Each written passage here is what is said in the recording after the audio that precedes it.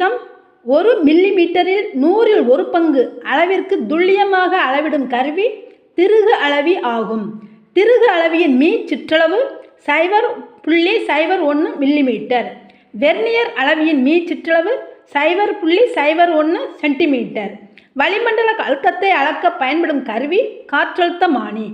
பாதரச காற்றழுத்தமானியை முதலாக உருவாக்கியவர் இத்தாலிய இயற்பியலாளர் டாரிசெல்லி.